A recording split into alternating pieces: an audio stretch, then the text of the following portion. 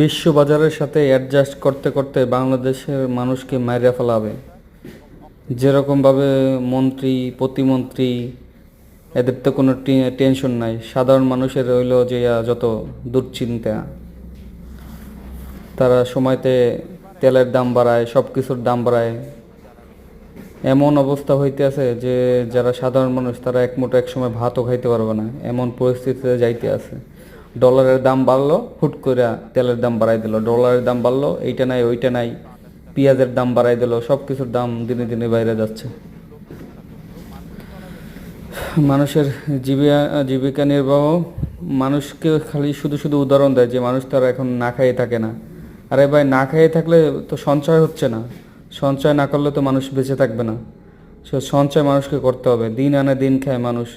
এখন আলুর দাম 60 টাকা 70 টাকা, পেঁয়াজ 120 টাকা, এরকম দাম